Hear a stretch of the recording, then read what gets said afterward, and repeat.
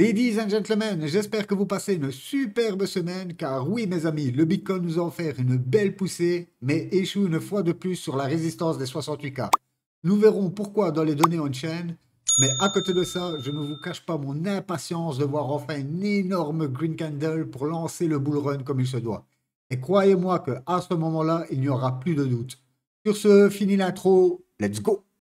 On enchaîne directement avec le Fear and Greed. Regardez ça, 73. Ça faisait un bail qu'on n'avait plus vu autant d'enthousiasme sur le marché. Et vous remarquez que nous sommes plus loin de l'euphorie. Honnêtement, c'est hallucinant.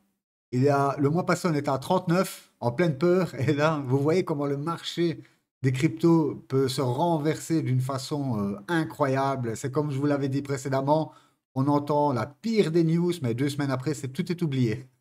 C'est incroyable comment le marché crypto peut virer d'un bord à l'autre. Et ça se reflète directement dans le bubble map. Vous voyez qu'au moins, on reste largement en tête de nos pourcentages. Toujours le Tao qui garde ses 100%. Aérodrome, 105%. On va voir qu'il y a eu une super bonne nouvelle pour Aérodrome. Et j'avais vu aussi quelques meme coins. Voilà, les meme coins qui reviennent en force hein, avec le Mew, le Turbo. Le Bonk aussi, 36%. Le Sui, grosse hype autour du Sui pour l'instant. Et tous les projets qui gravitent autour, bien sûr, les gens, vous savez, à chaque fois, dès qu'on trouve une super Layer 1, on va voir directement les projets qui sont sur cette Layer 1 pour dire d'augmenter l'espoir de gain.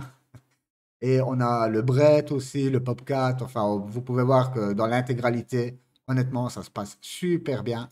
Par contre, une petite mauvaise nouvelle pour les Italiens. Et oui, comme vous le voyez, la taxation donc, sur la crypto passe de 26% à 42%. C'est un truc de fou. Moi, il faut savoir qu'ici en Belgique, on n'est pas taxé sur les cryptos. Oui, je sais, ça peut être choquant, mais voilà, si vous n'êtes pas reconnu comme un trader, donc si vous ne vendez pas, achetez, vendre, acheter autant de fois par an, si vous êtes vraiment reconnu comme quelqu'un qui achète de la crypto, qui la tient au moins une année, vous n'êtes pas taxé en Belgique sur la crypto. Par contre, sur mon activité indépendante, je suis taxé à 47%. C'est le revers de la médaille. Donc voilà, l'Italie rejoint le groupe des pays les plus taxés ok, sur la crypto. C'est vraiment triste car on sait que dernièrement, l'Italie avait fait des efforts énormes justement pour rebooster leur économie, taxer de moins les indépendants pour qu'ils puissent comment dire, créer de l'emploi et tout ça, faire tourner la machine. Ils étaient bien partis. On était même sur le point de racheter des banques allemandes. Ok, l'Italie voulait racheter 2 banques allemandes qui étaient en faillite. Les Allemands, par ego, ils ont carrément refusé. Mais bon, voilà, l'Italie se comportait bien. Là, mauvaise nouvelle. Donc voilà, on devra, pour tous ceux qui vivent en Italie, ils devront faire avec ça, ou soit ils se barrent, comme moi je prévois de me barrer de la Belgique. Moi, en fait, tout ce qui me retient en Belgique, c'est de l'immobilier. Donc, ben, une fois cette affaire close, c'est clair que je prends mes clics et mes claques et je me barre bien loin. Et on passe sur une bonne nouvelle sur 3 projets. Hondo, OK, RWA. On a Aero, j'arrête pas de vous en parler, OK, l'écosystème Base. Et le Jupiter, OK, sur l'écosystème Solana. Donc voilà, il rentre dans la liste de Grayscale. Dans cette liste, n'oubliez pas, vous avez AVV aussi, MakerDAO, Synthetix, qui a super bien fonctionné comme Injective Protocol. On a Uniswap, bien sûr, Mantra, donc le Hondo, Pendle et Torchain. Torchain qui est aussi pas mal hypé en ce moment, hein. Sur ce, on passe directement à une grosse news.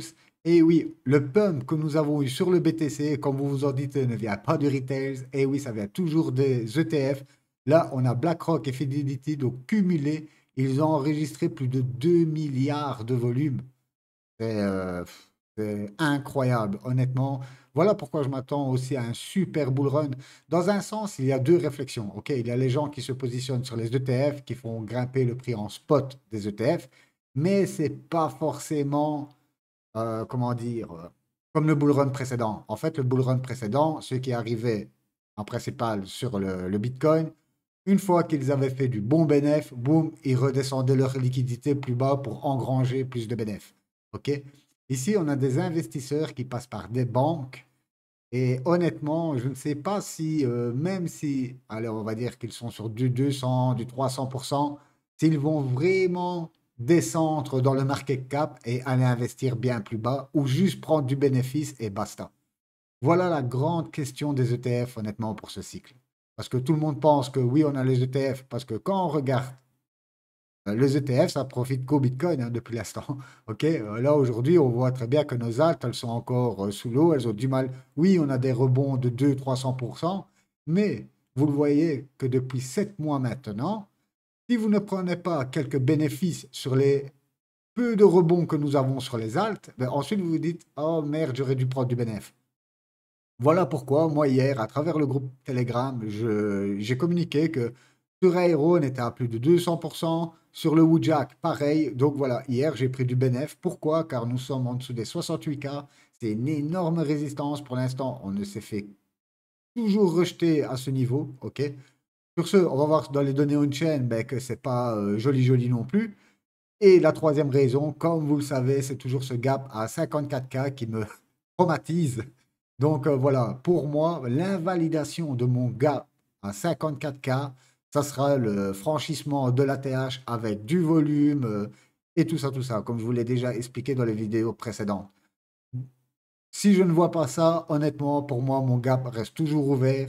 Et j'ai même eu une autre pensée, c'est que imaginez, on soit sur un gap de rupture. OK? Pourquoi pas ça pourrait être notre prochain bottom de 2026. OK? Quand on regarde à l'ancien bull, quand on a passé la barre de 20K, on est monté jusqu'à 68K, même 69K, on a replongé jusqu'au 15K. OK? Donc 5 à 6 000 en dessous de l'ancien ATH. Aujourd'hui, notre ATH est à 68-69K. OK? Et notre gap est à 54K.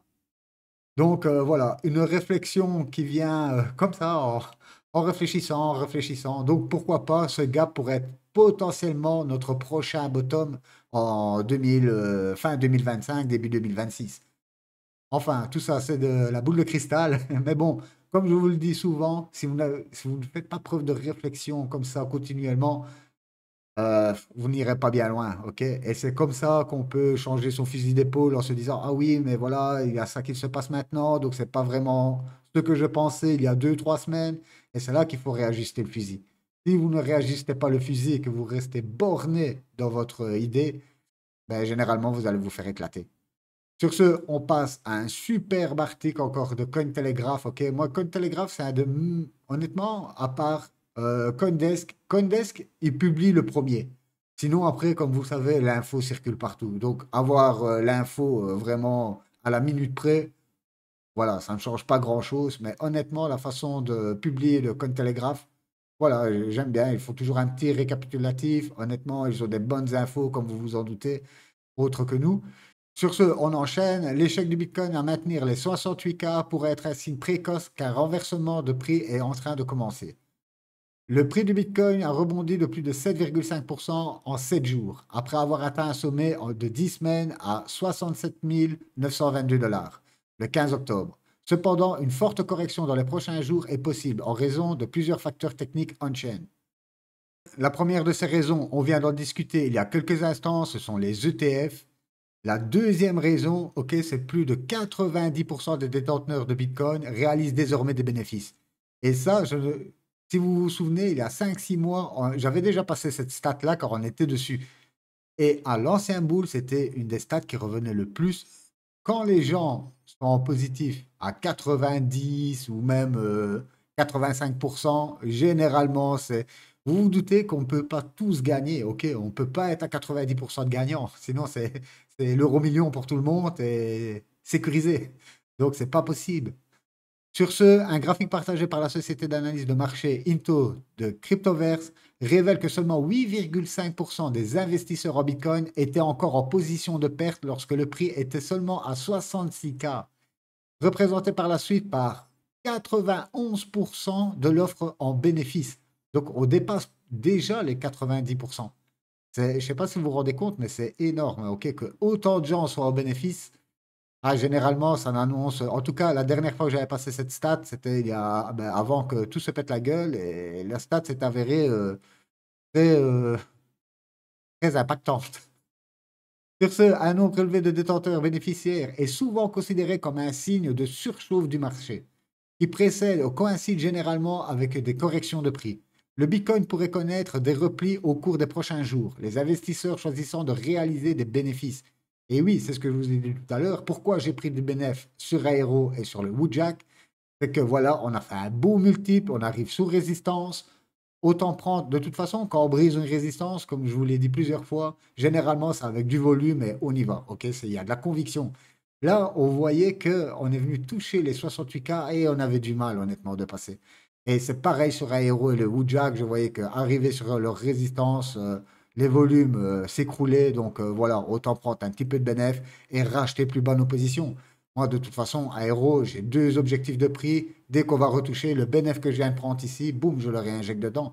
Et je fais comme ça depuis le début et honnêtement, ça fonctionne bien. Sur ce, en septembre, les positions ouvertes sur les contrats à terme sur le Bitcoin ont fortement augmenté, atteignant un pic de 35 milliards de dollars le 26 septembre. Cependant, le prix, donc le 26 septembre, cependant, le prix n'a pas réussi à franchir la résistance des 66K et a été suivi d'une correction de 11,5% en 12 jours. De même, la dernière hausse au-dessus des 67K, l'intérêt ouvert a augmenté de 20,6% le 3 octobre pour atteindre un sommet historique de 38 milliards de dollars le 16 octobre, selon les données de Coinbase. Donc vous voyez qu'à chaque fois que nous sommes en surchauffe sur les futurs, ben, en fait, peu de jours après, on a des corrections violentes, quoi. Enfin, violentes. 11% sur le BTC, n'oubliez pas, sur les alts, ça pique un peu plus, hein. Surtout que plus tard, on va voir que la dominance du Bitcoin, elle commence à enchaîner dur aussi. De plus, l'intérêt ouvert des contrats à terme Bitcoin CME ont également atteint un niveau record de 172 000 BTC, d'une valeur d'environ de 11 milliards de dollars. D'un point de vue technique, le Bitcoin fait face à une résistance au 68K. Lorsque le prix a été rejeté à partir de ce niveau le 29 juillet, une perte de 27% à 49K, comme nous avons connu à la précédente grosse correction, donc ici on parle d'une perte de 27%, a suivi. Ce qui suggère que les baissiers se défendront agressivement ici une fois de plus. Les haussiers du Bitcoin doivent désormais produire une clôture décisive en chandelier quotidien au-dessus de ce niveau pour maintenir le rallye. Voilà, tout est résumé là-dedans, hein. En fait, je n'arrête pas de vous le dire, mais la dernière fois, à l'ancien boule, quand on a passé la TH, ça a décollé, quoi. Ok, on voyait des grosses bougies, la conviction, du FOMO qui revenait. Et là, honnêtement, je ne ressens pas ça. Même si on est au 68K, ben, je ne ressens pas vraiment cette euphorie sur le marché. Oui, on a vu tout à l'heure qu'on était à 70 sur le Crypto Fear and Greed, mais honnêtement, je ne ressens pas vraiment ce que je ressentais à l'ancien franchissement d'ATH. À l'inverse, l'incapacité de faire basculer les 68K vers le support au cours des prochains jours pourra entraîner une correction du prix, avec des liquidations des positions longues, bien sûr, qui l'accompagneraient tirant le prix vers les 61K. Les données de Coinbase ont montré qu'un mur d'ordre de demande se formait au-dessus des 68K, renforçant l'importance de cette zone de résistance. Et ça, on en a discuté lundi ou la semaine passée. Je vous ai dit qu'au-dessus des 68K, même on va dire aller aux 70K, il y a une énorme poche de liquidité à aller chercher. Donc croyez-moi que quand on va aller titiller cette poche, on va franchir l'ancien ATH comme dans du beurre. Et c'est ça que je veux voir en fait. Et là, honnêtement, ça fait 5 fois qu'on se représente au sommet et c'est la cinquième fois et on se fait rejeter. Et n'oubliez pas, ce qu'on veut surtout pas avoir, ce sont des fake-out, ok? Combien, d'ailleurs, on a marqué un nouvel ATH, ok? Cette fois-ci à 73 000, je crois, ouais, c'est 73 000 et des patates. On ne veut pas voir des mèches, ok? Aller à, je sais pas, à 68 600, 68 900 avec des petites bougies de volume. Non, c'est pas ça qu'on veut voir. En fait, on veut voir un réel franchissement qui se fait sur 2-3 jours, mais voilà, qu'on enchaîne des bougies de 2-3 000 direct. Et voilà, comme je vous l'ai dit tout à l'heure, moi pour l'instant, honnêtement, je ne vois pas ça, donc je suis toujours prudent. Après, vous vous doutez que je suis super investi dans le marché, mais j'ai encore des stables à rentrer. Donc voilà pourquoi je suis super prudent, ça sert à rien de FOMO.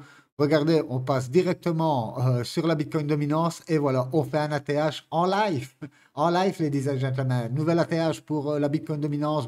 Donc, on va regarder si les alts, bon, ça va, les alts subissent le choc. Ça va pour l'instant parce que le Bitcoin ne donne pas, donc on va dire qu'on est quand même cool. Sur ce, on va passer directement au Bitcoin. Et voilà ce qu'on veut surtout pas voir et qu'on est en train de faire pour l'instant. Vous voyez, c'est ça, faire des fake-out comme on a fait ici, ici et ici. OK? On brise la résistance ici au 68K. OK? On va aller grimper un petit peu pour aller chercher de la liquidité et boum.